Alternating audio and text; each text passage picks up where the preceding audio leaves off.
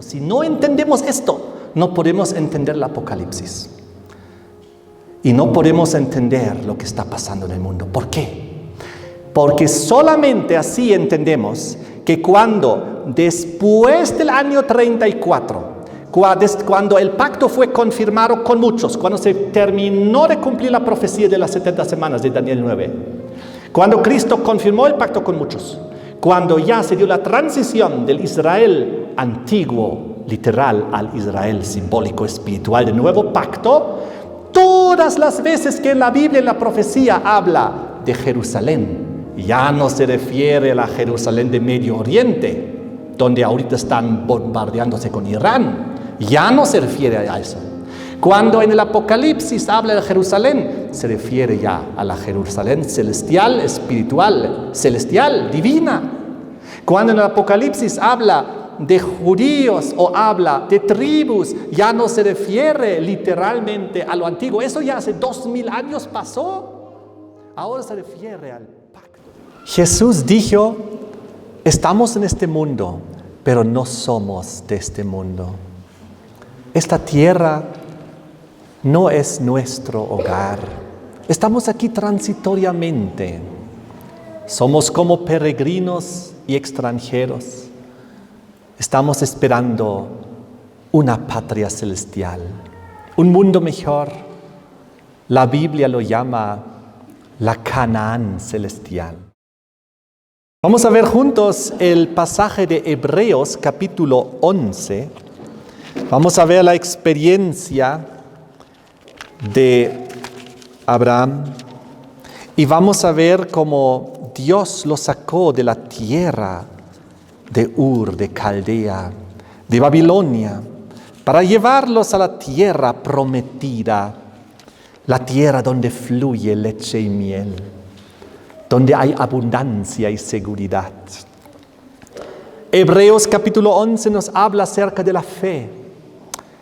Y Abraham es conocido en la Biblia como el padre de la fe, porque él fue llamado y sin saber a dónde iba, él obedeció a Dios. Dice Hebreos capítulo 11, el versículo 8, que por la fe Abraham, siendo llamado, obedeció para salir al lugar que había de recibir por heredad y salió sin saber a dónde iba. Él fue a la tierra prometida, la herencia, la heredad que Dios le había prometido, la Canaán terrenal.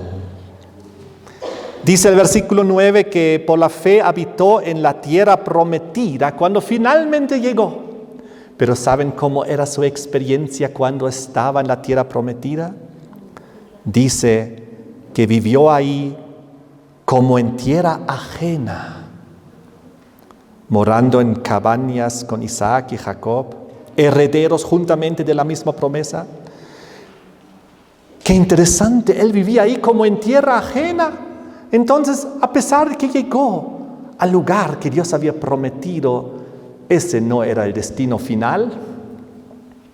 Eso solo era un ejemplo terrenal del destino final, que es la Canaán celestial.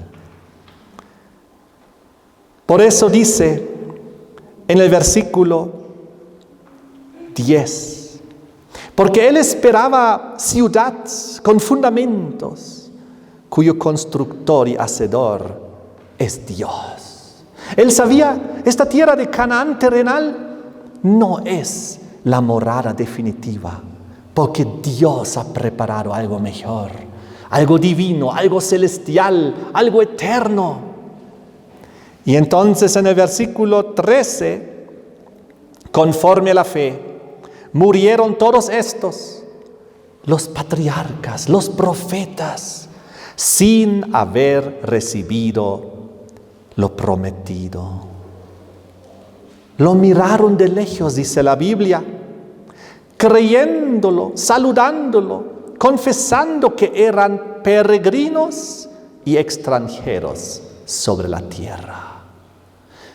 A pesar de haber llegado a Canaán terrenal, ese no era el destino final. Igual, aunque estaban en la tierra prometida, se sintieron ahí como extranjeros y peregrinos. Versículo 14. Porque los que esto dicen claramente dan a entender que buscan una patria. Ellos buscaban una mejor patria, no la cual de la habían salido. Ellos habían venido desde Ur de los Caldeos, desde Babilonia. Habían ido a Canaán. Pero ellos buscaban otra patria, no una patria terrenal, como dice el versículo 15. Que si se acordaron de aquella de donde salieron, ciertamente tenían tiempo para volver, pero ellos deseaban una mejor, una patria celestial, por lo cual Dios no se avergüenza de llamarse Dios de ellos, porque les ha preparado una ciudad. Una patria celestial.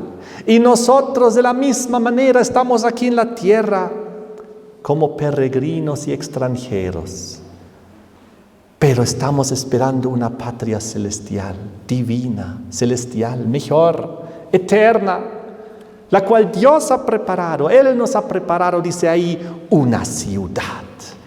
La ciudad que nos preparó es la que Apocalipsis habla, la Santa Jerusalén celestial, que un día, según la promesa del Apocalipsis, descenderá del cielo a la tierra. La Jerusalén celestial, la capital del reino de Dios, del universo. Entonces, Abraham por fe salió de Ur de los Caldeos, de una tierra donde había idolatría, astrología, donde reinaba el sol como Dios sol, el día del sol. Y él fue a esa tierra que Dios le había dado. Por circunstancias, y conocen la historia de José y los hermanos, llegaron a estar en Egipto. Y estuvieron en Egipto primero porque habían sido invitados, eran huéspedes bienvenidos. Recuerdan que José había salvado al país de Egipto de la hambruna, pero luego se multiplicaron y llegaron a ser una gran nación ahí. Cambió el faraón y los esclavizó. Y ahora estaban bajo el yugo egipcio del faraón. La Biblia describe que estaban ahí durante 400 años. Y entonces se acordaron de la promesa de Dios, de la Canaán terrenal, en la cual Abraham ya había estado, pero por circunstancias habían ido a Egipto. Volveremos a la tierra prometida, volveremos a Canaán. Dios intervino, envió a Moisés. Las 10 plagas se derramaron sobre Egipto. Dios los liberó milagrosamente. El ejército egipcio fue destruido. El yugo del faraón fue quebrado. Salieron de la esclavitud. Dios abrió el mar, cruzaron el mar. El ejército de los egipcios fue destruido y llegaron finalmente a Canaán. Conocemos la historia de que por falta de fe no pudieron entrar ese rato, ese momento, porque 10 de los 12 espías eran incrédulos y desconfiaban y no creían que podían entrar en Canaán porque había sido poseída por diferentes naciones y pueblos que habían edificado grandes ciudades con grandes muros, ejércitos, eran como gigantes, tenían hombres de guerra, mientras que los hebreos habían sido esclavos que apenas habían salido de Egipto. Así que por falta de fe tuvieron que estar 40 años en el desierto, aprendiendo la lección día por año en cuestiones proféticas. Porque Dios había dicho, 40 días habéis estado reconociendo la tierra y ahora por la incredulidad, 40 años vais a estar en el desierto, allá en la frontera de Canaán. No vais a entrar. Esta generación incrédula va a morir, la siguiente va a entrar recién. Y así ocurrió. Y entonces, cuando finalmente entraron en Canaán, llegaron a la tierra prometida, aquella que dice la Biblia, donde fluye leche y miel. Hay 20 versículos, si ustedes buscan en la Biblia, donde habla de la tierra prometida de Canaán, donde fluye leche y miel. Eso significa prosperidad, un lugar donde iban a estar tranquilos, prósperos, felices, ya apartados de yugo egipcio, ya tranquilos para adorar a Dios según su conciencia y según los mandamientos, al verdadero creador de los cielos y de la tierra, el que hizo todo en 6 días y en el 7º día descansó. Ahí estaban, y ese era el plan de Dios. Ahí les dio sus mandamientos y feliz querían vivir ahí, en la tierra prometida, en la tierra gloriosa. Ahí estuvieron y levantaron una ciudad, Jerusalén, la Jerusalén terrenal, que tenía un templo, un santuario maravilloso, majestuoso, que fue construido por Salomón. Y entonces ellos ahí adoraban a Dios, guardando los mandamientos y el Shabbat, el sábado del Creador. Mientras que todas las naciones, tribus, lenguas, civilizaciones antiguas, religiones, todas estaban en profundo paganismo, adorando los astros, adorando al Dios Sol en el primer día de la semana, el día del sol. Y Dios tenía ahí su pueblo que conocía la verdad, al cual había confiado su palabra, a la cual le había dado un territorio, una tierra prometida. Imagínense, en toda la historia, en la Biblia encontramos de que Dios una vez a su pueblo del antiguo pacto, al pueblo del Antiguo Testamento, al pueblo hebreo, judío, Israel, les había dado un territorio, una promesa. Y ahí estuvieron como símbolo de la Canaán celestial. ¿Qué pasó? Ellos estaban esperando al Mesías, estaban esperando al deseado de todas las gentes, la venida del Hijo de Dios. Y cuando Jesucristo estaban ellos esperando al Mesías, lamentablemente en el transcurso de la historia el pueblo en la rebelión se alejó otra vez de Dios, incumplió los mandamientos, desatendió la palabra de los profetas, vivieron en rebelión, muchas veces con costumbres del paganismo que ellos habían traído de Egipto, y Dios estaba muy triste. Y Dios retiró temporalmente su bendición y hubo la invasión de Babilonia. Y vinieron los babilonios y bajo Nabucodonosor conquistaron la tierra de Israel, Judea. Conquistaron Jerusalén. La destruyeron, sus templos, sus muros, sus palacios, el santuario. Y los jóvenes fueron llevados cautivos a Egipto. Conocemos la historia. Triste ha sido la historia. Pero entonces Dios había tenido una promesa. Los voy a volver a traer a la tierra que les había prometido. Van a volver a Canaán, porque esa es la tierra que yo les di por heredad, por herencia. Pasaron 70 años. Babilonia cayó. Y el pueblo retornó a la tierra prometida, a la tierra gloriosa, donde fluye leche y miel. Reconstruyeron el templo, el santuario, y volvieron ahí en esa tierra a adorar a Dios. Entonces salieron finalmente del yugo de Babilonia. Ya habían salido del yugo de Egipto, porque estaban bajo el yugo del faraón.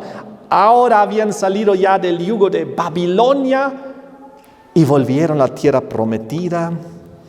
Pasó cierta época, cierto tiempo, y entonces dice la Biblia que ellos, con el templo restaurado, finalmente encontraron y recibieron al Mesías.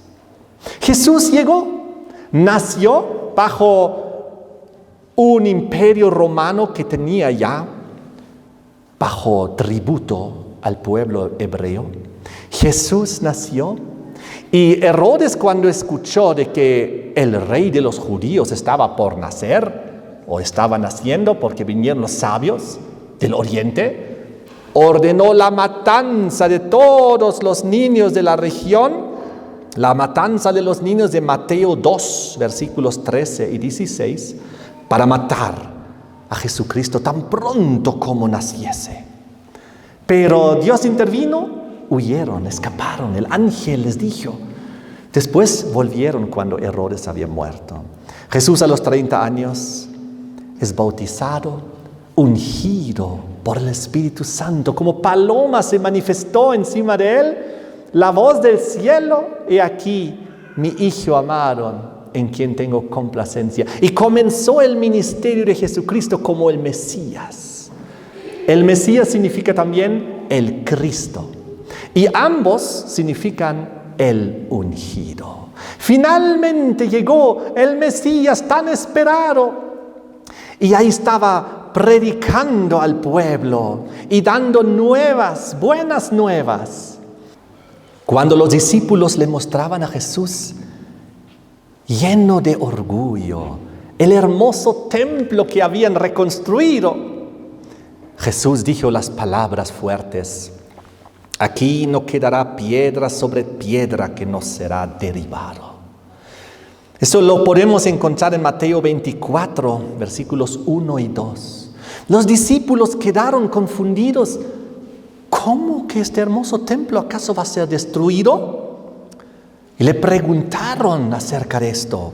Y Jesús les dijo en el versículo 15 de Mateo 24: cuando ustedes vean en el lugar santo la abominación desoladora, de la cual habló el profeta Daniel, entonces huyan. Y ellos querían saber más. ¿De qué está hablando Jesús? Jesús estaba hablando de la antigua profecía de Daniel capítulo 9, versículos 25 al 27, donde hablaba en esa profecía de que después de un tiempo que Dios había determinado para su pueblo, se reconstruiría la ciudad y el templo, pero que entonces vendría el Mesías, pero el Mesías luego sería matado y la ciudad y el templo serían destruidos por un príncipe que habría de venir. Jesús conocía las profecías, hablaban de Él, sabían que hablaban de que Él iba a hacer su ministerio de reconciliación, de perdón para con la humanidad, que Él iba a derramar su santa sangre en la cruz, a través de la cual, si el ser humano se acerca por fe, puede tener el perdón de sus pecados y ser salvo y volver a ser reconciliado con Dios y tener la vida eterna y ser heredero de la promesa y ser parte de la patria celestial eterna, de la Canaán celestial, de la Jerusalén celestial. Por eso vino Cristo, para resolver el problema del pecado. Pero la profecía decía también de que después de que Jesús iba a ser muerto, también la ciudad y el templo nuevamente iban a ser destruidos. Jesús sabía esa profecía y por eso les decía a sus discípulos: aquí no quedará piedra sobre piedra, todo se va a destruir. Cuando ustedes vean la señal, huyan. Y luego en el libro de Marcos capítulo 13, versículo 14, igual habla de lo mismo. Cuando vean la abominación desoladora puesta donde no debe estar. Oh, qué interesante. ¿Qué es esta abominación desoladora puesta donde no debe estar? Cuando ustedes vean esto, entonces huyan. Salgan lejos porque la destrucción ha llegado. Jesús aquí profetiza y hace una advertencia a su pueblo. En Lucas capítulo 19 se describe esto aún mejor. En los versículos 43 y 44 Jesús dice, tus enemigos te rodearán la ciudad, te sitiarán y no dejarán en ti piedra sobre piedra. Todo va a ser destruido, pero entonces huyan. Aquí los enemigos vendrán, rodearán la ciudad, la sitiarán, destruirán Jerusalén, no dejarán piedra sobre piedra. En el capítulo de Lucas 21, 5 y 6 también habla de esto. Cuando los discípulos le habían mostrado el hermoso templo con sus hermosas piedras, y Jesús dijo, no quedará piedra sobre piedra que no sea destruida. Y un poquito después, en los versículos 20 al 22, Jesús describe aún mejor, con más detalle, qué es esa abominación desoladora, puesto en el lugar donde no debe estar. ¿Quiénes son estos enemigos que rodearán, que sitiarán la ciudad? Y Él dice, cuando viereis a Jerusalén rodeada de ejércitos, sabed que su destrucción ha llegado, entonces huyan, váyanse. Y entonces es exactamente lo que pasó. Llegó el año 66. Llegaron las tropas del Imperio Romano bajo el general Sestio Galo. Y entonces, ustedes ven en esta ilustración Jerusalén en el tiempo de Jesús. Y ahí ven el templo. Y Sestio Galo vino, rodeó la ciudad en el año 66, pero repentinamente los soldados se fueron. Los judíos fueron tras ellos, mataron a muchos, pensaron que tenían victoria sobre el Imperio Romano, pero los cristianos, los que creían en Jesucristo, sabían, esta es la señal que nos había dejado. Los ejércitos rodeando la ciudad, los enemigos sitiándola. Ahora debemos huir y escapar. Y eso hicieron. Los cristianos huyeron, escaparon. Y entonces 4 años después vino otro general romano, esta vez el general Tito, en el año 70, y fue destruida la ciudad de Jerusalén. Fíjense qué terrible en esta ilustración, cómo todo fue destruido. El general Tito quería que el templo no se destruya. Dijo a sus soldados que cuiden al santuario, que no lo destruyan. Pero un soldado romano le metió fuego también y también se quemó el templo y no quedó piedra sobre piedra. Terrible era lo que pasó aquí. Y entonces se cumplió lo que decía en Lucas 21, 24, de que el pueblo hebreo fue llevado cautivo a todas las naciones. Jerusalén fue hollada por los gentiles. El dragón, Roma, se había apoderado de la tierra de Canaán, de la tierra prometida, y le había quitado y arrebatado al pueblo de Dios la tierra de la promesa, que Dios había prometido que ahí iban a estar, donde iba a fluir leche y miel, donde iban a adorar a Dios, al Creador, y los 10 mandamientos y el sábado. Y Roma se lo arrebató, fue consumado en su poder. La tierra del Cordero, simbólicamente, fue devastada por el dragón.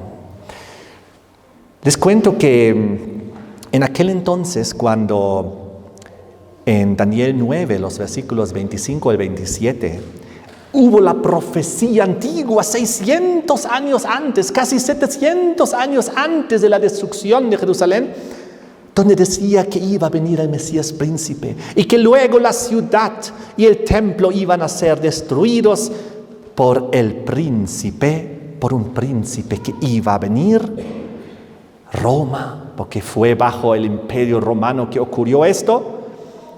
Luego también en Daniel capítulo 11, el versículo 16, habla de este mismo poder.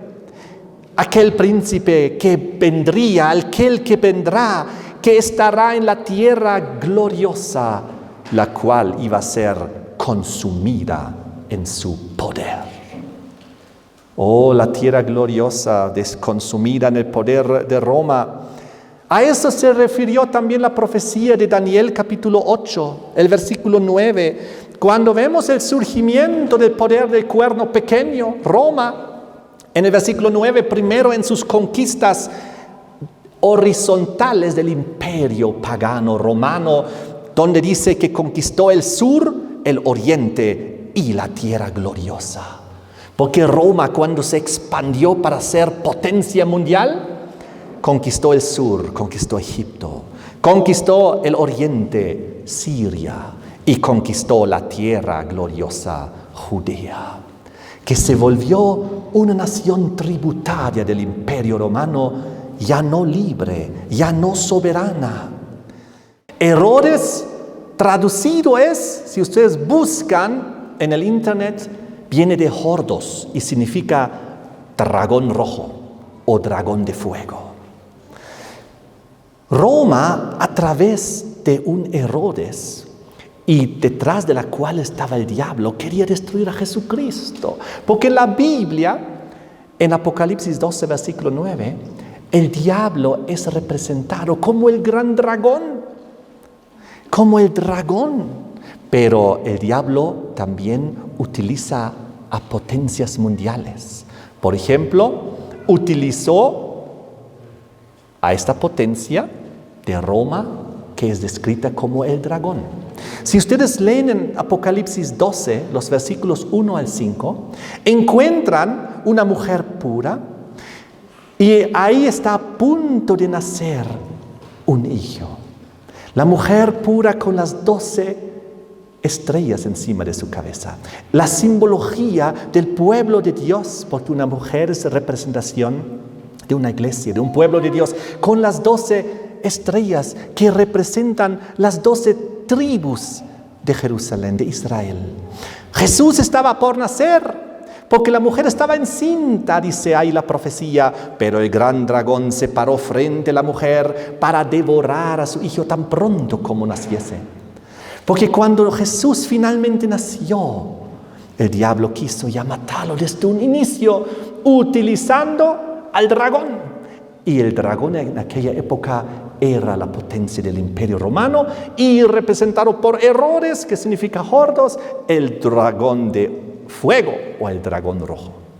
Luego dice la profecía en Apocalipsis 12, 1 al 5, de que su hijo fue arrebatado para Dios y para con su trono. Eso fue ya después de que Jesús murió en la cruz, resucitó y ascendió al cielo. Y ahora está en el cielo como nuestro sumo sacerdote. Pero ahí vemos, gracias a Apocalipsis 12, los primeros versículos, de que Roma fue representado como el dragón. Y eso porque en la antigua profecía de Daniel, cuando Daniel en el capítulo 7 vio la secuencia de los imperios terrenales, los representó como bestias. La primera era como un león, Babilonia. La segunda como un oso, Medo-Persia. La tercera como un leopardo, que era Grecia. Y la cuarta, ¿qué nombre le dio Daniel? No encontró un animal en el reino animal para describir a esa terrible cuarta y última bestia que tenía dientes de hierro. Y simplemente dijo, es una bestia terrible y espantosa. A esa cuarta bestia, en el Apocalipsis San Juan le dio un nombre, y el nombre que le dio es el dragón. Entonces, vemos aquí cómo la tierra que había sido entregada a Jerusalén, a los hebreos, a los israelitas, a los judíos, les fue arrebatada. Su gran enemigo no fue tanto Babilonia, ni Medo-Persia, ni Grecia, porque ninguna de estas naciones le quitaron su territorio, Canaán terrenal. Ninguno de estas anteriores fue nombrado como el enemigo de Dios o el desolador o como el dragón. No, todas estas descripciones únicamente las recibió la cuarta bestia, la terrible y espantosa Roma. que invadió la tierra gloriosa, la cual fue consumida en su poder. Aquella potencia de la cual en Daniel 2:40 dice, esta potencia de hierro que rompe, desmenuza y quebranta todo. Aquella potencia terrible y espantosa que devora y desmenuza y sus obras holla con sus pies, según Daniel 7, versículo 7. Y que devora, trilla y despedaza a toda la tierra, según Daniel 7, 23. Aquella potencia que estará en la tierra gloriosa, la cual será consumida en su poder, según Daniel 11, 16. Aquella potencia cuyos enemigos serán del todo destruidos junto con el príncipe del pacto, que es el Mesías, según Daniel 11, 22. Oh, qué terrible. Y el profeta Daniel vio estas cosas y las anotó en las profecías porque Dios le dio en visión siglos antes. Y Jesús, cuando vino, Él era estudiante de las profecías de Daniel y dijo, cuando vean las cosas que están escritas en el libro de Daniel, entonces huyan. Cuando vean la abominación desoladora en el lugar donde no debe estar. Saben, la relación entre Israel y Roma comenzó de esta manera. Israel estaba autónoma, soberana, pero estaba bajo constantes ataques y bajo opresión de Siria. Así que Israel entró en una liga con Roma para conseguir protección militar. Y Israel solicitó ayuda, envió inclusive una embajada a Roma. Y en el año 161 a.C., se firmó la liga de amistad y confederación con Roma. Y entonces Israel y Roma firmaron un pacto, una alianza. ¿Habrá sido una buena idea? Finalmente aquí vemos que se aliaron con Roma, se sometieron al poder romano y las cosas salieron muy mal. En el año 63 a.C., vino Pompeyo, el general romano, y tomó a Jerusalén, la convirtió provincia del Imperio Romano, la hizo tributaria y la puso bajo el yugo romano. Y desde entonces ya no estaba libre. Y por eso cuando Jesús vino estaban las tropas romanas, los legionarios patrullando la calle, tenían que pagar tributos, impuestos al César. Y cuando Jesús fue crucificado, ¿quién vino a arrestarlo? También estaban ahí soldados romanos. Le pusieron una corona de espinas. Le crucificaron en la cruz, le pusieron una lanza. Repartieron sus ropas entre ellos. Todo bajo Herodes y Poncio Pilato. Esa fue la situación. Así que uno es destruido por aquello a que se somete. Finalmente en el año 70 fue destruido por completo Jerusalén. Entonces hubo una transición histórica y profética. Pero antes de mostrarles la transición, estas tropas donde no debían estar, en el lugar santo, dice la Biblia, pusieron sus estandartes romanos alrededor de Jerusalén cuando cercaron la ciudad en el año 70, cuando la destrucción profética había llegado, cuando iba a ser consumido la tierra gloriosa en el poder romano. Miren este estandarte romano que se llamaba el Draco. Era un estandarte que estaba formado por una cabeza hueca y metálica de dragón o de serpiente con un cuerpo cilíndrico de tela que se extendía. Cuando el viento soplara y entrara por la boca de la cabeza de ese dragón o cuando la unidad realizara una carga. Entonces uno de los estandartes del Imperio Romano era el Draco, símbolo del dragón. Tal como San Juan lo había descrito, que Roma, la potencia del dragón. Herodes, el dragón de fuego. Imagínense la tierra del Cordero, siendo invadida por la potencia del dragón. La tierra prometida, donde fluye leche y miel, dado al pueblo, donde deben estar libres para adorar al Dios creador de los cielos y de la tierra, destruida por Roma. Otro estandarte romano muy famoso que utilizaron las tropas romanas era el estandarte del dios Sol. Un signifier era un portaestandarte del ejército romano que portaba un signum, un estandarte. A veces representaban imágenes o animales, también podían tener asociaciones simbólicas o inclusive religiosas, especialmente con el dios del sol, el sol Invictus. Oh, qué terrible, los estandartes del Imperio Romano, en el lugar santo donde no deben estar, en la tierra de Canaán, en la tierra de los hijos de Dios, del pueblo de Dios, donde debe ser adorado el Dios creador de los cielos y de la tierra. Vino arrogantemente el poder, la cuarta bestia y la última de Daniel 7, el cuarto y último metal de Daniel 2, el hierro, Roma. Y así fue como esta historia ocurrió y se dio la transición histórica profética del antiguo pacto al nuevo pacto, del pueblo del Antiguo Testamento al pueblo del Nuevo Testamento. Les voy a explicar la transición del Israel literal al Israel espiritual. El Israel literal de la antigüedad esperaba al Mesías, y el Israel espiritual del nuevo pacto, del Nuevo Testamento, eran aquellos que aceptaron al Mesías. Daniel 9, 24 al 27 hablaba de que el Mesías vendría y confirmaría el pacto con muchos.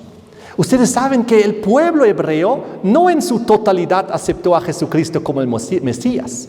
Muchos lo rechazaron, inclusive lo crucificaron. Ustedes recuerdan la historia. Pero Jesús confirmó el pacto con muchos. ¿Con quiénes? Con todos los hebreos que reconocieron a Jesucristo como su Mesías, como el deseado de todas las gentes, como aquel prometido Salvador del cual hablaban las profecías.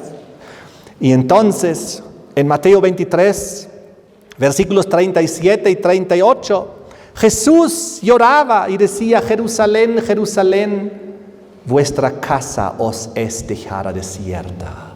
Porque Jesús sabía la gloria se iba a retirar de la Canaán terrenal, de la Canaán literal de aquel entonces que Dios les había dado. Porque los hebreos que lo habían rechazado en el libro de Mateo 27, 25 dijeron: su sangre sea sobre nosotros y sobre nuestros hijos. Trajeron una maldición sobre sí. Rechazaron a Cristo, y cuando vino la destrucción en el año 70, se cumplió gran parte de esa maldición que ellos explicaron sobre sí mismos. Su sangre venga sobre nosotros y sobre nuestros hijos, porque la siguiente generación fueron aquellos que fueron muertos en la terrible destrucción de Jerusalén del año 70. Jesús había dicho en Mateo 21, del 41 al 44, otros labradores vendrán. El reino de Dios será quitado de vosotros y será dado a gente que produzca frutos. Y el reino de Dios le fue quitado de esos labradores y dado a otros labradores. Y eso lo entendieron los sacerdotes y el sumo sacerdotes y los levitas, los escribas. Lo entendieron que hablaba de ellos. Jesús dijo: aquí las cosas ahora van a cambiar, porque las 70 semanas se están cumpliendo. Las 70 semanas de Daniel 9 que estaban específicamente dadas como último lapso de tiempo para el pueblo hebreo.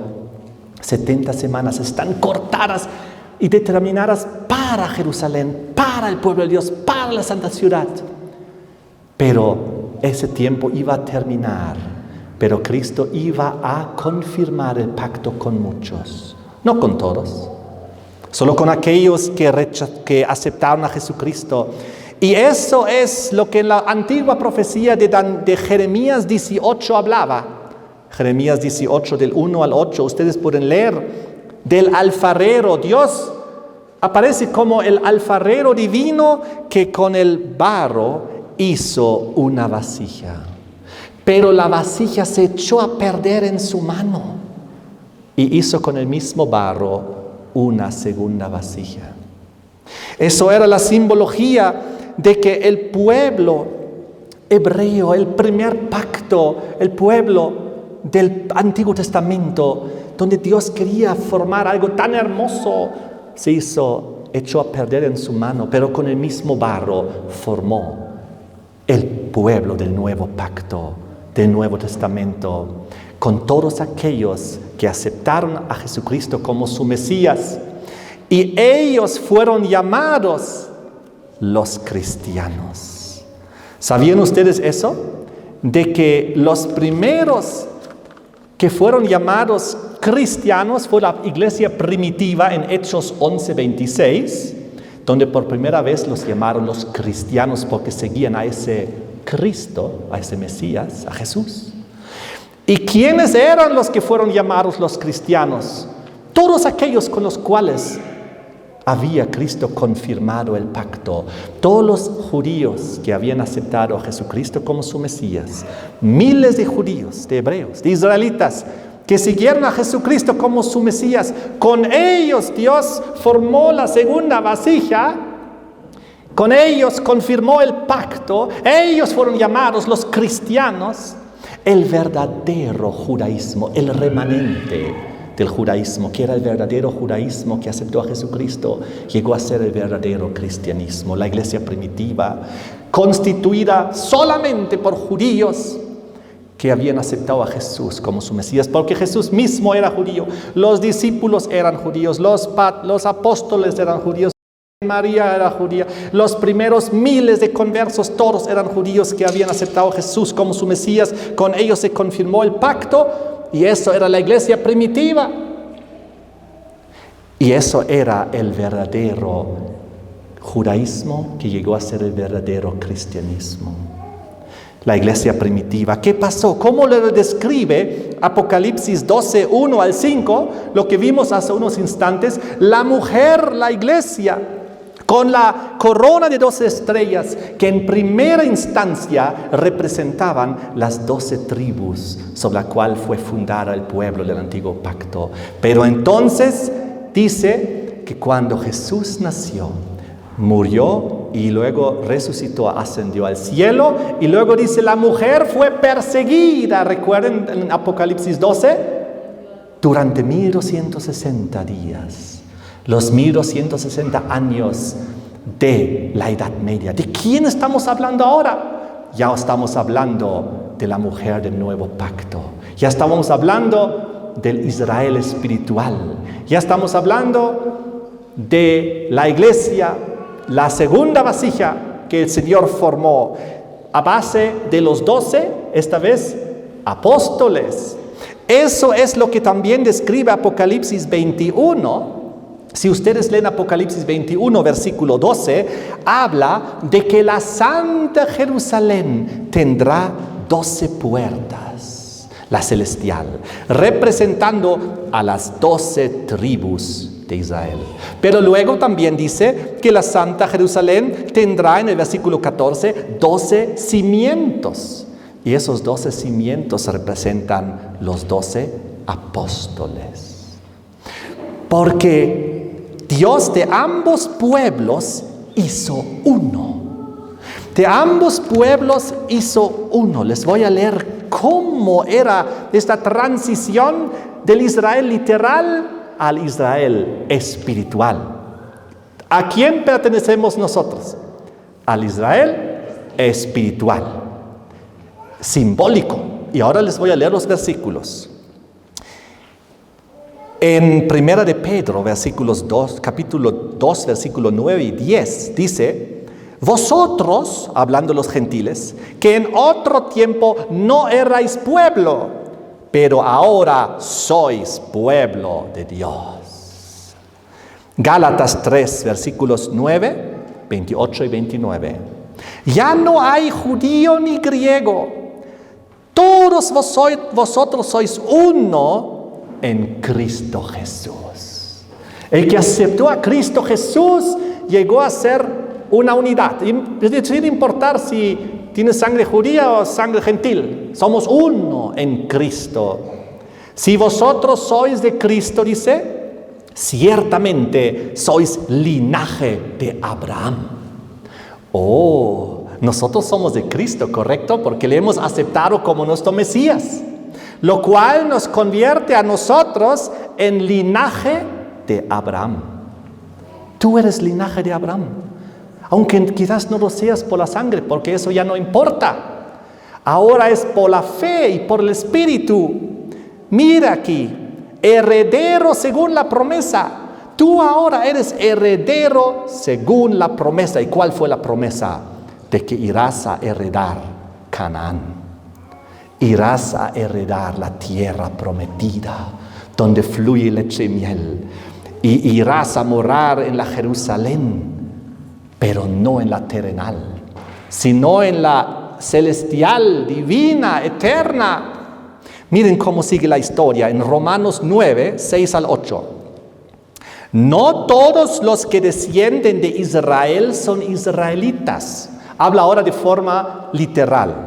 Qué interesante. No todos que son de sangre judía son israelitas. Ni por ser descendientes de Abraham son todos hijos. Porque los judíos en aquel entonces se sintieron muy seguros. Yo soy descendiente literal de Abraham, linaje de sangre. Pero no, en el Nuevo Testamento todo eso cambia. Dice, no los que son hijos según la carne son hijos de Dios, sino los que son hijos según la promesa. Ellos son contados como descendientes. Si tú eres de Cristo, has aceptado a Jesucristo como tu Mesías, tú eres contado como hijo según la promesa, y eso es por la fe.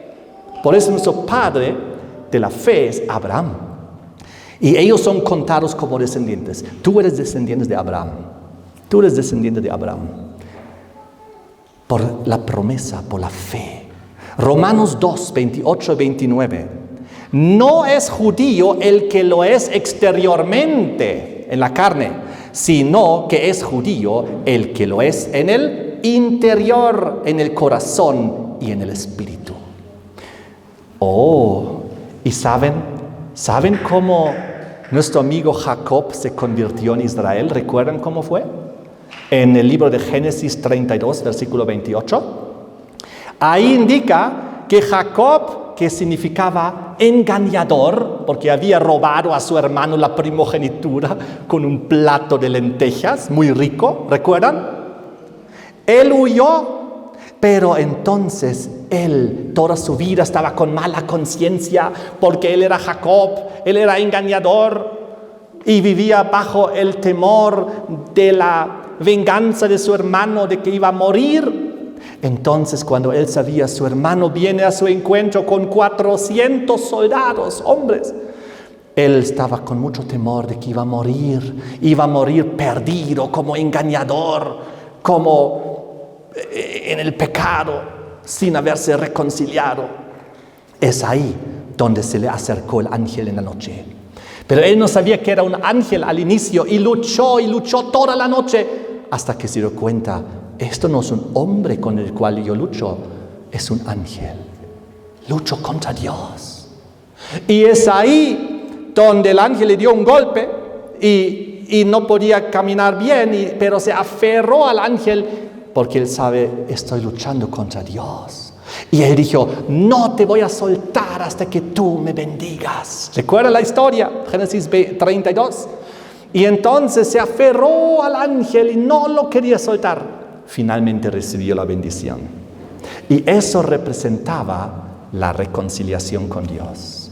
Luchó con Dios y venció.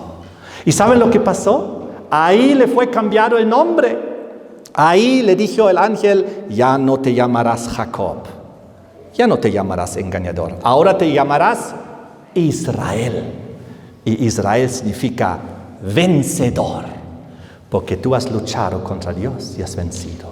¿A qué se refiere? Al día siguiente él se enfrentó a su hermano, vino con los 400 soldados y él caminaba y estaba feliz y tranquilo y dijo, aunque venga a matarme, estoy bien con Dios, estoy reconciliado, he recibido el perdón de mis pecados, puedo morir en paz, ya no tengo miedo, ya no tengo mala conciencia. Y se fue a enfrentarse a su hermano. Él no tenía ejército, no tenía armas. Sabía que básicamente su destino era morir. Pero ¿saben qué? Se reconciliaron. Su hermano lo perdonó. Entonces, no es judío el que lo es exteriormente, sino es judío el que lo es en su interior, en el corazón y en el espíritu. Ahora, dice, sois pueblo de Dios, linaje de Abraham, herederos de la promesa, descendientes. Ahora somos el Israel espiritual. Eso dice el Nuevo Testamento, el Nuevo Pacto. ¿Por qué? Porque nosotros ya no somos engañadores, ahora somos vencedores. Ahora estamos reconciliados con Dios en Cristo Jesús. Somos de Cristo. Podemos enfrentar la muerte porque sabemos que estamos en paz con Dios. Tenemos conciencia tranquila. Somos Israel. Somos el Israel espiritual del Nuevo Testamento. Eso es lo que dice también Romanos 3, 29 y 30.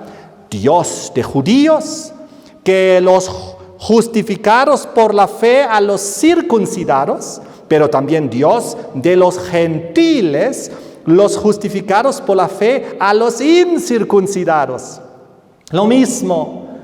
No importa si eres judío o gentil, no importa si eres de linaje o no, literal, lo que importa es que eres justificado por la fe. Es decir, tú por la fe has aceptado a Jesucristo como tu Mesías. Gálatas 6, versículo 15 y 5, versículo 6. En Cristo, dice, ni la circuncisión ni la incircuncisión vale nada. Entonces, todo eso no importa, sino una nueva criatura, la fe que obra por amor. Efesios 2, versículos 11 al 19. Antes, sin Cristo, estábamos alejados de la ciudadanía de Israel, ajenos de los pactos de la promesa, sin esperanza en el mundo, sin Dios en el mundo. Pero ahora, dice, en Cristo somos cercanos por la sangre de Cristo. Ahora sí tenemos la ciudadanía de Israel, pero simbólica y espiritual, por la fe. Porque Cristo de ambos pueblos hizo uno solo, derribando la pared intermedia de separación, creando de los dos un solo cuerpo, un solo hombre. Ahora sois conciudadanos de los santos y miembros de la familia de Dios. Oh, eso es poderoso. Así que en el Nuevo Testamento, en el Nuevo Pacto, nosotros somos ahora el Israel espiritual. Somos nosotros los judíos espirituales. Somos los hebreos espirituales. Nosotros somos los que ahora podemos ir a morar en la tierra prometida porque hemos llegado a ser descendientes de la promesa. Somos ahora descendientes, tenemos la misma heredad porque hemos aceptado a Jesucristo como nuestro Mesías. Por fe, dice Romanos 11, hemos sido injertados en la raíz. Somos parte ahora de ese barro, de la segunda vasija que el Señor formó con el mismo barro. Amén. Entonces, esta es la transición y por lo tanto, si no entendemos esto, no podemos entender el Apocalipsis. Y no podemos entender lo que está pasando en el mundo. ¿Por qué? Porque solamente así entendemos que cuando después del año 34, cuando el pacto fue confirmado con muchos, cuando se terminó de cumplir la profecía de las 70 semanas de Daniel 9, cuando Cristo confirmó el pacto con muchos, cuando ya se dio la transición del Israel antiguo, literal, al Israel simbólico, espiritual del nuevo pacto, todas las veces que en la Biblia, en la profecía, habla de Jerusalén. Ya no se refiere a la Jerusalén de Medio Oriente, donde ahorita están bombardeándose con Irán. Ya no se refiere a eso. Cuando en el Apocalipsis habla de Jerusalén, se refiere ya a la Jerusalén celestial, espiritual, celestial, divina. Cuando en el Apocalipsis habla de judíos o habla de tribus, ya no se refiere literalmente a lo antiguo. Eso ya hace 2000 años pasó. Ahora se refiere al pacto del Nuevo Testamento, al nuevo pacto, al Israel espiritual. Y ahora les voy a dar unas pruebas para que podamos confirmar esto. Apocalipsis habla, por ejemplo, de Babilonia. Pero obviamente habla de Babilonia de una manera simbólica y espiritual, porque Babilonia, cuando San Juan escribió el Apocalipsis, ya estaba en ruinas, estaba en el desierto. Entonces ya no se refería a la Babilonia literal, sino a la Babilonia simbólica y espiritual. Y todos los cristianos lo entendieron, no había confusión. Pero cuando en el Apocalipsis habla de Jerusalén, también se refiere a la simbólica y espiritual, aunque Jerusalén existía de manera literal. Y para que no haya confusión y nadie se equivoque y piense que cuando el Apocalipsis habla de Jerusalén, está hablando del Medio Oriente, de esa ciudad literal, San Juan a propósito nos dio las claves.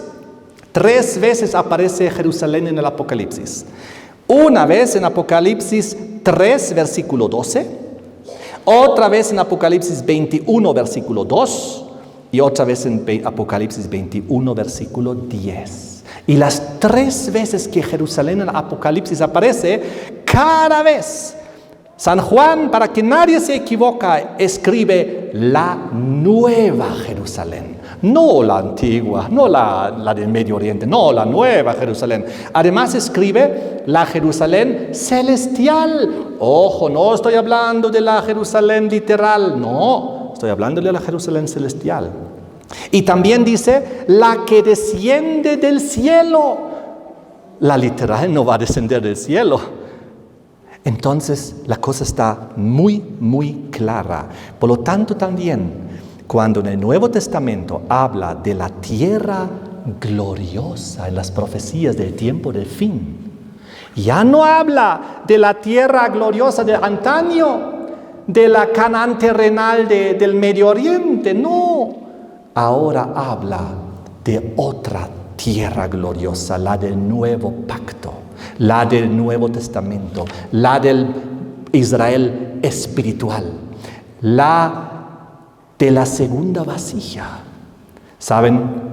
No solamente el pueblo de Dios de la antigüedad recibió una tierra como herencia, que era Canaán terrenal, que le fue arrebatado por Roma, que se atrevió Roma a quitarle al pueblo de Dios lo que había recibido por herencia, por promesa.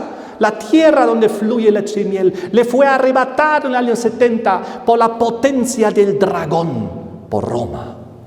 También el pueblo del Nuevo Testamento, el Israel espiritual, recibió una tierra prometida, Canaán terrenal. ¿Sabían ustedes esto? Porque también la tierra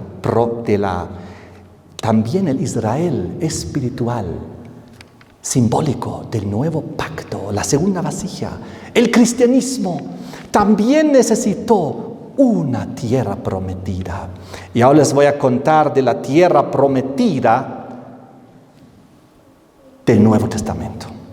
Miren esto. Apocalipsis, capítulo 12, lean conmigo. Aquí la mujer ya en su segunda fase, el Israel espiritual, ya el cristianismo, bajo persecución. En Apocalipsis capítulo 12, nos habla que tenía que huir porque el dragón estaba detrás de ella queriéndola destruir. Y dice así, la mujer que huyó al desierto, versículo 6. La mujer huyó al desierto, donde tiene lugar preparada por Dios, para que ahí la sustentan por 1260 días. Un poquito más abajo les voy a seguir leyendo de ella,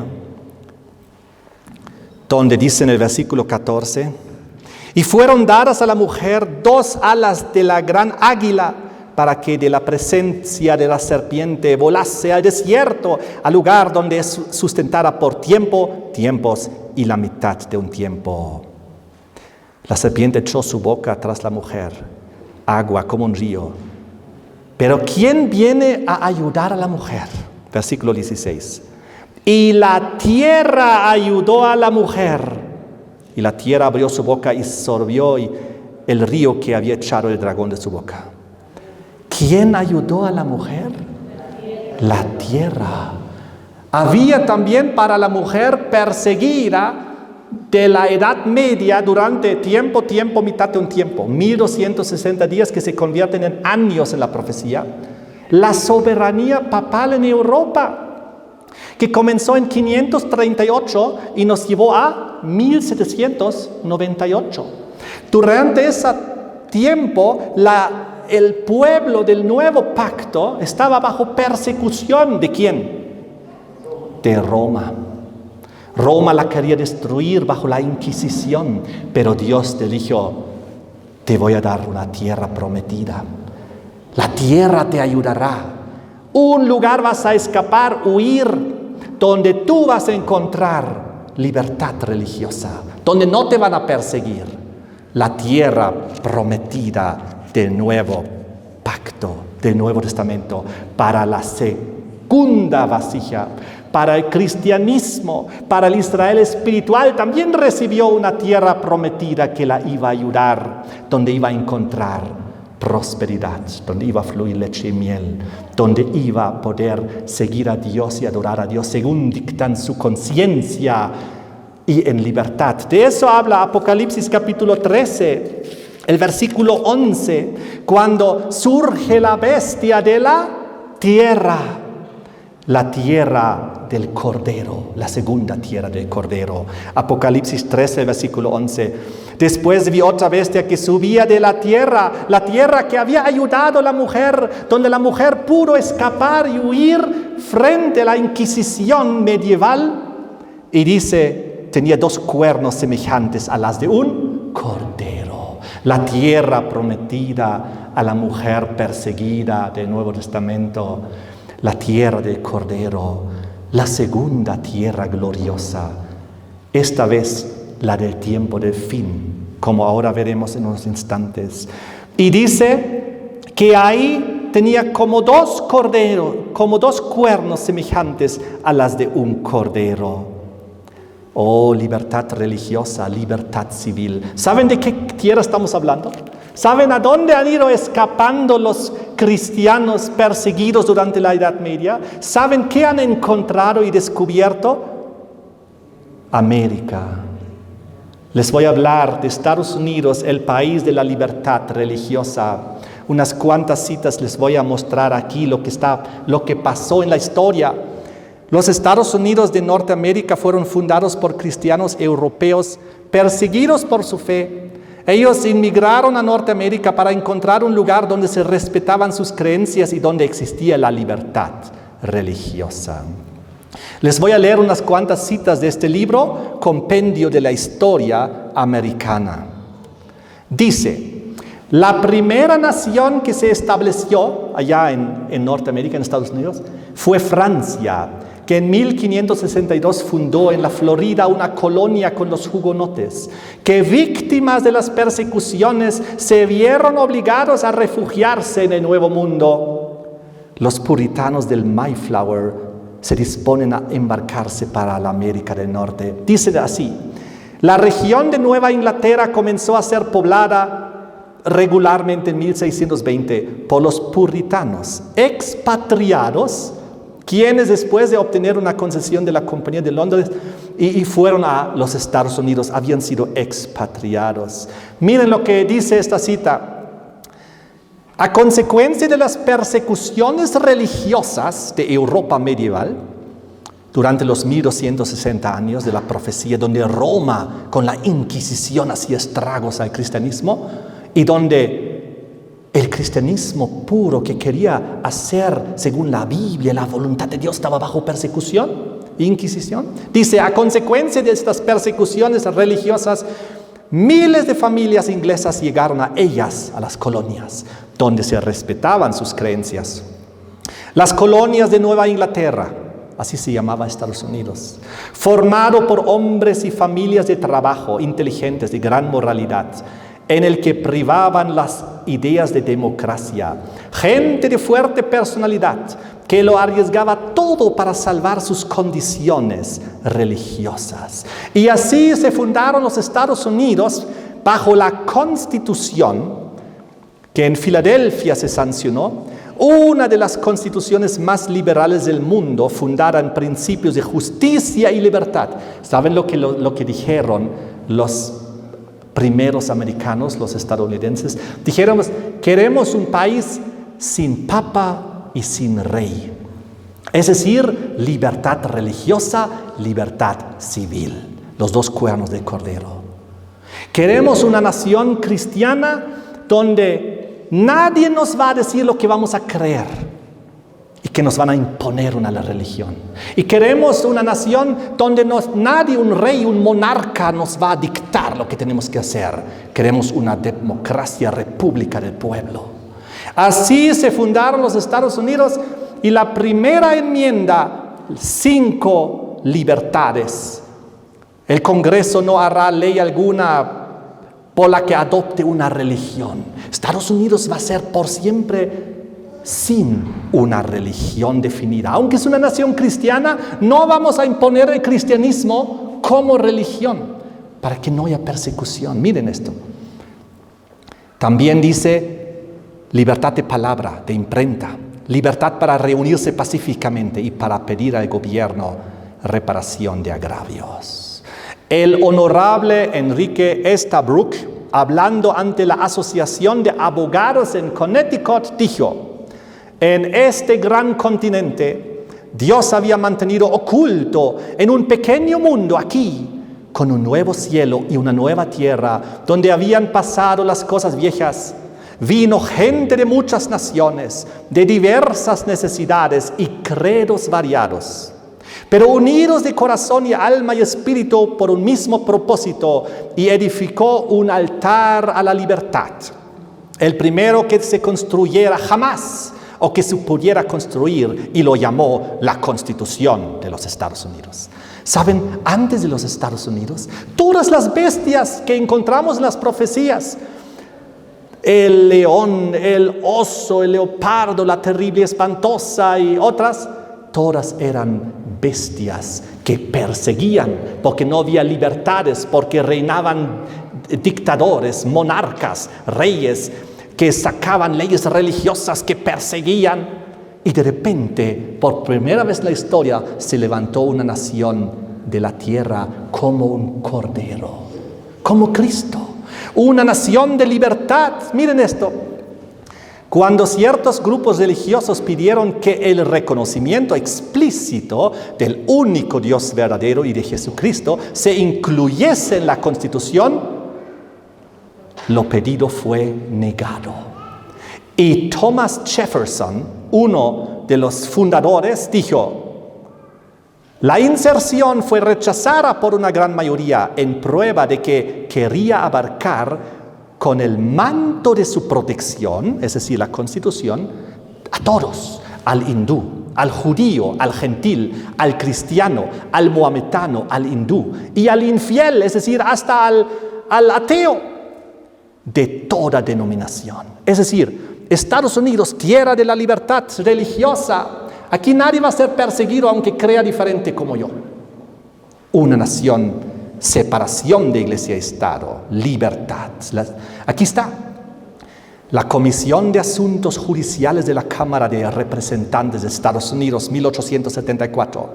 Como este país, de cuyo gobierno estaban echando el fundamento entonces, había de ser patria de los oprimidos de todas las naciones de la tierra, fuesen cristianos o paganos, y comprendiendo plenamente los peligros que la unión entre la iglesia y el Estado había impuesto a tantas naciones del viejo mundo, Con gran unanimidad acordaron que no convenía poner en la Constitución o en la forma de gobierno algo que pudiese interpretarse como refiriéndose a cualquier credo religioso o doctrina. Libertad religiosa, no como en Europa, donde durante siglos dominaba el catolicismo romano, el obispo de Roma, el papado, que él imponía las leyes, tenía a disposición los ejércitos, perseguía, mataba. No, ellos querían algo diferente, ellos querían libertad. Thomas Jefferson dijo: contemplo con reverencia soberana ese acto de todo el pueblo estadounidense que declaró que su legislatura no debía hacer ninguna ley respecto al establecimiento de la religión, ni prohibir su libre ejercicio, construyendo así un muro de separación entre la Iglesia y el Estado. Pero ¿saben qué, queridos hermanos? La profecía dice en Apocalipsis 13:11 que esa nación que comenzó también con libertad religiosa y civil, como un cordero con los dos cuernos, finalmente dice, hablaría como ¿quién? Como el dragón. Porque el dragón también entraría en los Estados Unidos y también Estados Unidos será consumida en el poder de Roma. Y estamos a punto de que ocurra. Estados Unidos está a punto de perder su libertad religiosa. Estados Unidos está a punto de unificar iglesia y Estado y emitir leyes religiosas. Apocalipsis 13 lo describe como la imagen de la bestia, porque Estados Unidos levantará una copia, una imagen, algo muy parecido a la bestia que era antes de ella, a Roma papal. Igual unirá iglesia y Estado, igual rechazará sus principios de su buena constitución, igual levantará leyes religiosas y así hará una copia de la bestia que era antes de ella. Roma cristiana papal. Y Estados Unidos como hija, porque de ahí, de Roma, habían salido sus hijas, como describe Apocalipsis 17, versículo 5, seguirá el ejemplo de su madre y se convertirá en otra potencia perseguidora. Eso es lo que describe Apocalipsis 13 y 17. Y Estados Unidos, que era el país de la libertad, se convertirá en el país de la persecución, porque se levantará la marca de la bestia, se introducirá la marca de Roma, la marca de la bestia que estuvo antes de ella, antes de los Estados Unidos, la marca de autoridad romana religiosa papal de haber podido cambiar la ley de Dios, los 10 mandamientos, según Daniel 7:25, ese poder que se iba a atrever a cambiar las leyes y los tiempos de Dios, y los cambió de sábado a domingo. Miren qué impresionante. James Madison, autor principal de la Constitución, también hizo referencia a la separación de la Iglesia y del Estado. ¿Y por qué era tan necesaria?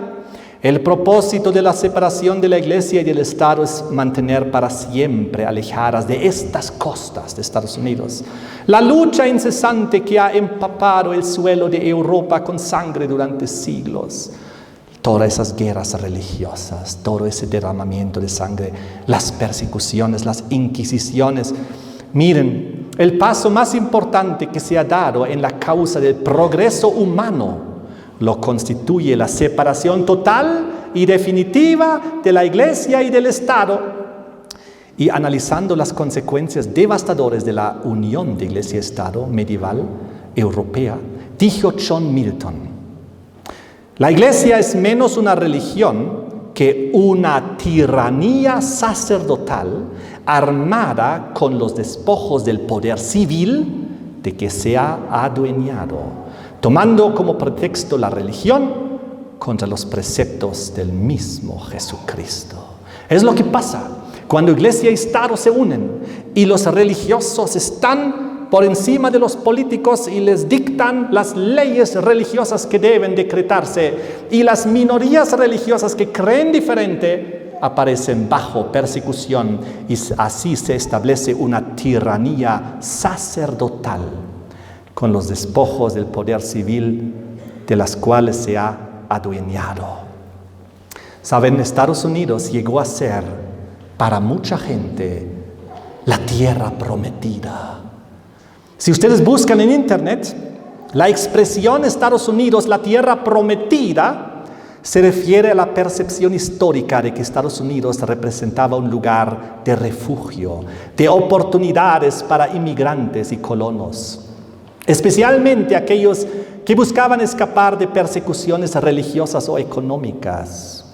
Esta idea se arraigó en la cultura estadounidense y se relaciona con el sueño americano de prosperidad y movilidad social.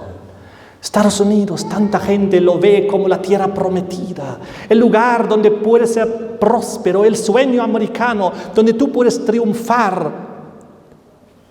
En el siglo XVII, muchos colonos europeos vinieron a América como un refugio seguro para practicar su religión libremente después de conflictos religiosos en Europa.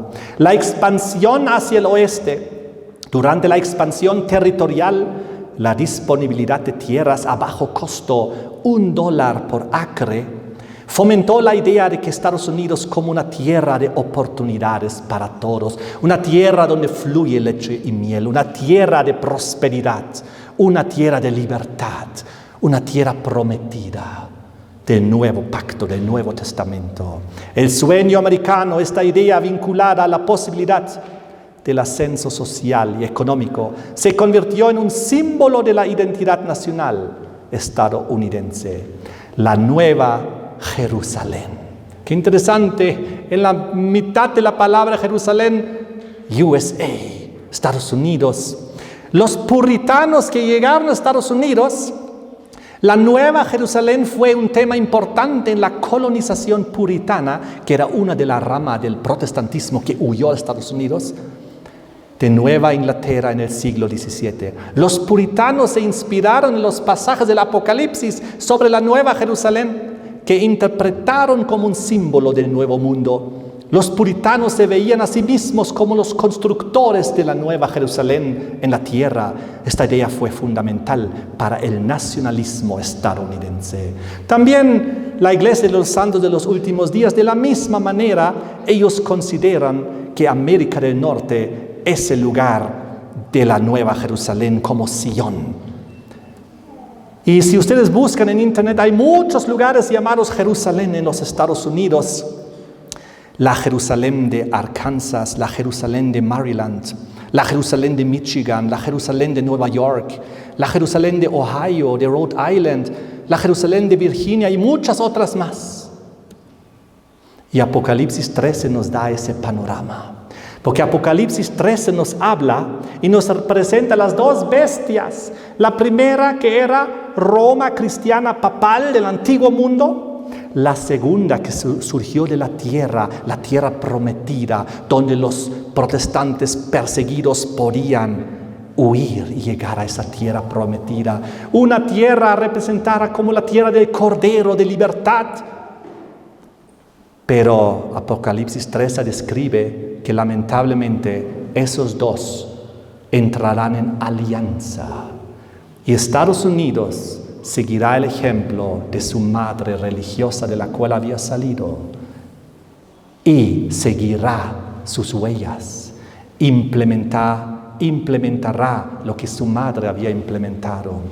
Unificación de iglesias y Estado, leyes religiosas, la marca de la bestia, imposición de adoración falsa, el domingo como día del sol en los Estados Unidos, muy pronto, y de ahí a todo el mundo. Y el Cordero finalmente hablará como el dragón, porque Roma tomará control de esa nación y esa nación será consumida en su poder, así como fue la anterior tierra de Canaán, de Medio Oriente, del primer pueblo de Dios.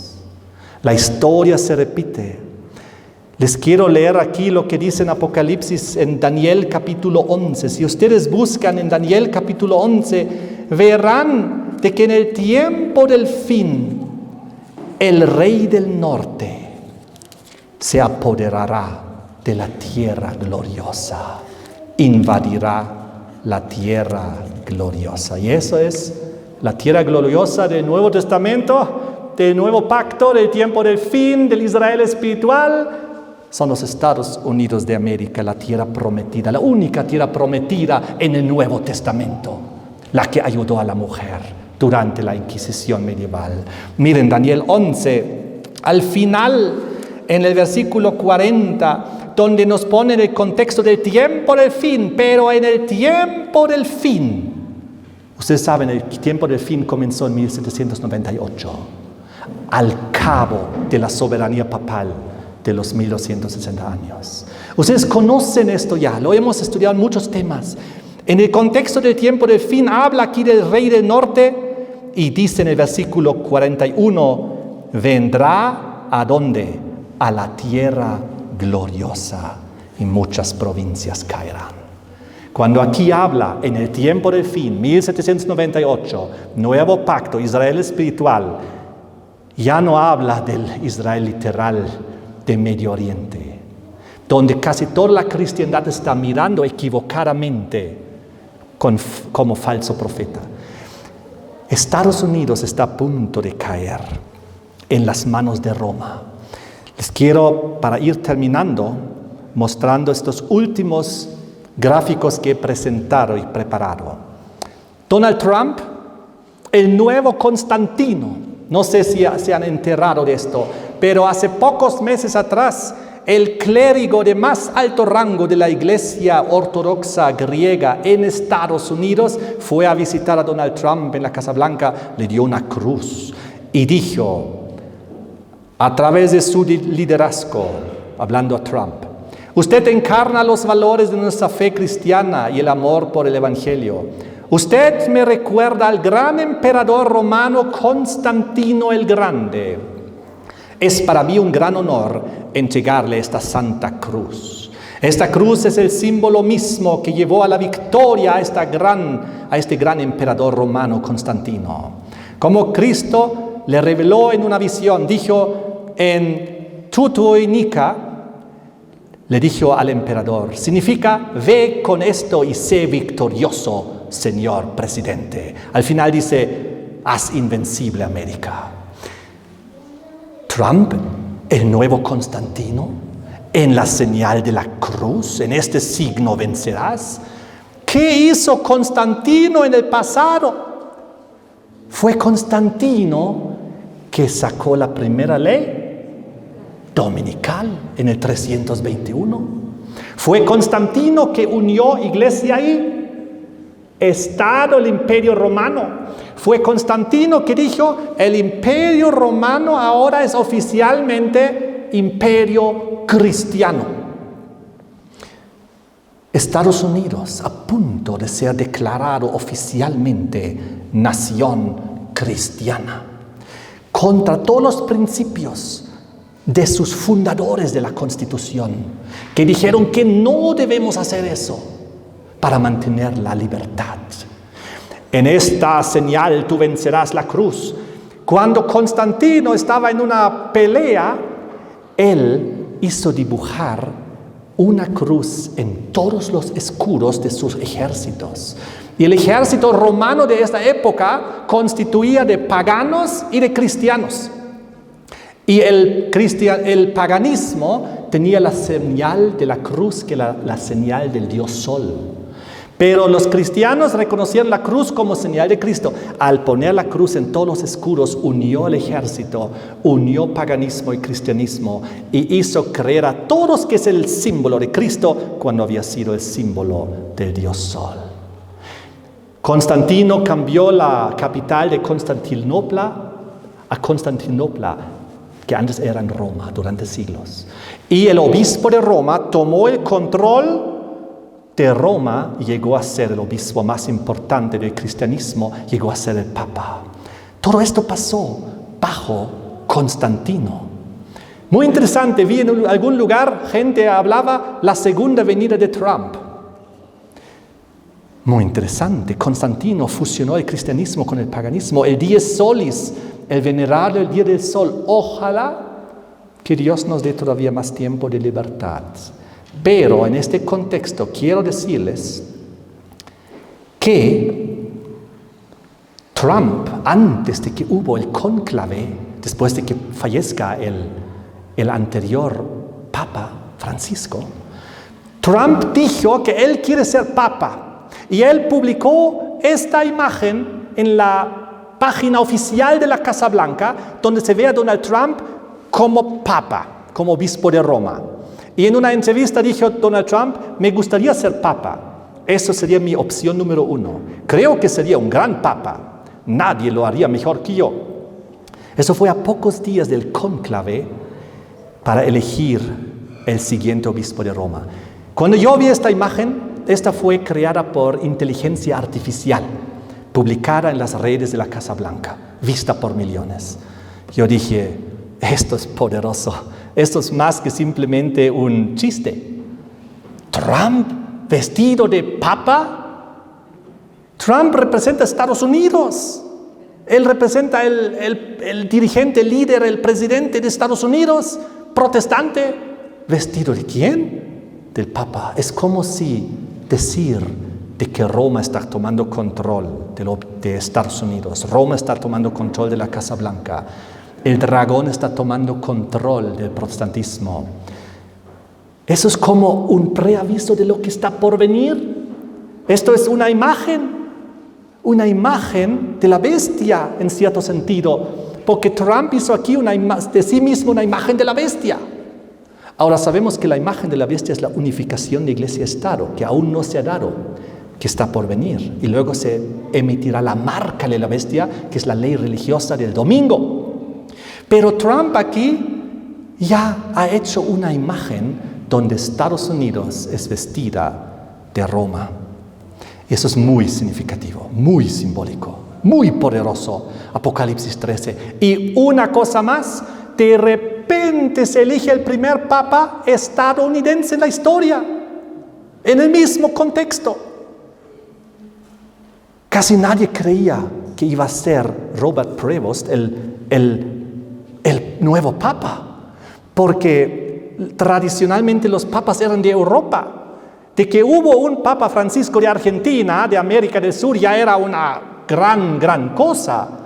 Pero que ahora hay un primer Papa estadounidense en este contexto es muy significativo. Es como si Roma hubiese acercado progresivamente. Primero, ¡pum!, se acercó a Sudamérica. Y ahora, ¡pum!, saltó a Norteamérica, a Estados Unidos. En el mismo contexto que Donald Trump de la imagen anterior. ¿Y cómo se llama el nuevo Papa? León XIV.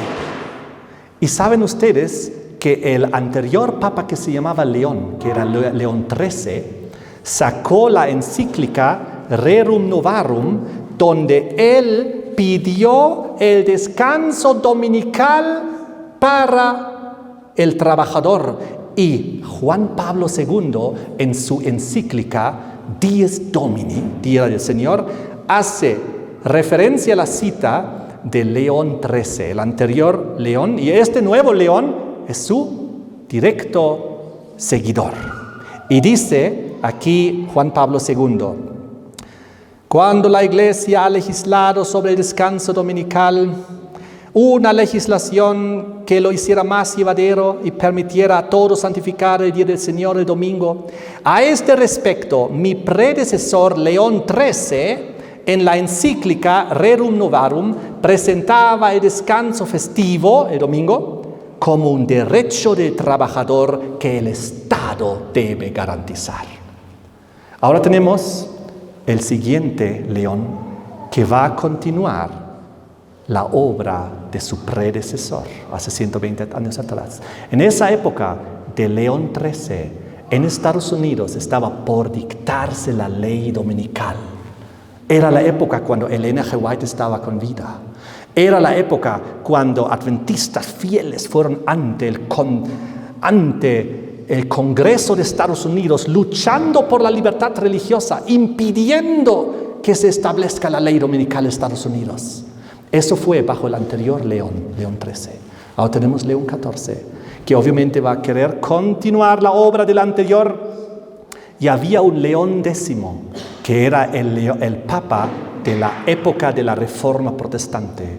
Era el Papa de la Edad Media, de la venta de las indulgencias y del perdón.